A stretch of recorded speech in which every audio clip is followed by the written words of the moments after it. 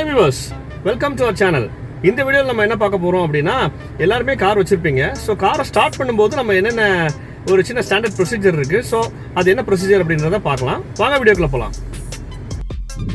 எல்லா பேசஞ்சர்ஸும் காருக்குள்ளே ஏறின பிறகு எல்லா டோர்ஸும் வந்து இந்த மாதிரி லாக் ஆயிருக்கா அப்படின்றத நீங்கள் செக் பண்ணிக்கோங்க. ஸோ இப்போ ஒரு லேட்டஸ்ட் கார்ஸ்லாம் டிஸ்பிளேலே உங்களுக்கு லாக் அன்லாக்லாம் வந்து கிளியராக டிஸ்பிளே பண்ணிடுது. அதுக்கப்புறம் சென்ட்ரல் லாக்கிங் ஆன் பண்ணிக்கோங்க. பிகாஸ் வந்து நீங்கள் வெஹிக்கிள் ஸ்டார்ட் பண்ண பிறகு யாரும் டோரை திறந்துடக்கூடாது. அதனால் ஸோ நீங்கள் காரை வந்து ஸ்டார்ட் பண்ணோன்னே ஏசி ஆன் பண்ணாதீங்க. இந்த மாதிரி 2 விண்டோவை அட்லீஸ்ட் நீங்கள் ஓப்பனில் வச்சுக்கோங்க. அது அப்போ தான் வந்து உள்ள அந்த ஹாட் ஏர்லாம் வெளியே போய்க்கணும்.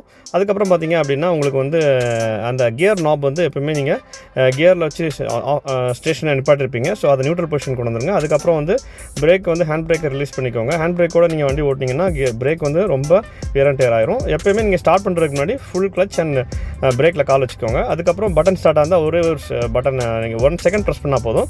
கீனாலுமே 1 செகண்ட் நீங்கள் ட்விஸ்ட் பண்ணால் போதும். ரொம்ப போட்டு அதை இது பண்ண தேவையில்லை. அப்போ அந்த மாதிரி பண்ணிங்கன்னா ஸ்டார்டர் மோட்டர் ஃபெயிலியர் ஆக வாய்ப்பு இருக்குது. ஸோ அதுக்கப்புறம் பார்த்தீங்க அப்படின்னா உங்களுக்கு வந்து இந்த காரை வந்து நீங்கள் ஒரு இந்த இட்லிங் ஆர்பிஎம்மில் வந்து உங்களுக்கு 1500 இல்லை 2000 இருக்கும். ஸோ அதுக்கப்புறம் நீங்கள் ஏசி ஆன் பண்ணுறதுக்கு முன்னாடி எல்லா விண்டோஸையும் க்ளோஸ் பண்ணிட்டீங்களான்னு செக் பண்ணிவிட்டு அதுக்கப்புறம் ஏசி ஆன் பண்ணிக்கோங்க. ஸோ நீங்கள் ஹாட் கண்டிஷன்லேயுமே ஒரு 1 or 2 வைங்க. ரொம்ப 3-4 போகாதீங்க. ஸோ அது வந்து ரொம்ப ஒரு ஃபியூல் எஃபிஷியன்சியும் குறைக்கும். ப்ளஸ் உங்களுக்கு அந்த நிறைய விஷயங்கள் இருக்குது அதில் பேக்கில். ஸோ அதனால் வந்து நீங்கள் ஒரு 1 or 2 வச்சுப்போங்க. அதான் உங்களுக்கு எப்பவுமே நல்லது. ஏசி எஃபிஷியன்சியும் நல்லாயிருக்கும்.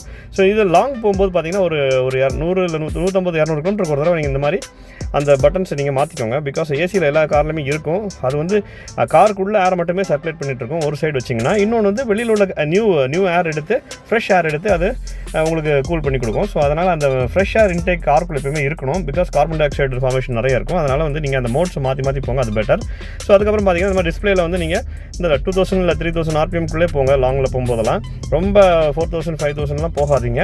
அது போக பார்த்தீங்கன்னா இப்போ டிஸ்பிளேல பாருங்கள் எந்த சென்சாருமே சீட் பெல்ட்ஸ் வார்னிங் காமிக்குது. நான் வண்டி நின்றுருக்கனால சீட் பெல்ட் போடல. அதுக்கப்புறம் ஹேண்ட் பிரேக் இது இருக்குது, சிக்னல் இருக்குது. வேறு எந்த சென்சாருமே ஆனில் இல்லை. ஸோ வண்டி ரன்னிங்கில் வந்து ஏதாவது சென்சார் இந்த மாதிரி ஆனில் இருந்துச்சுன்னா நீங்கள் வந்து அதை ஒரு கம்பெனி சர்வீஸில் விட்டு செக் பண்ணிக்கோங்க.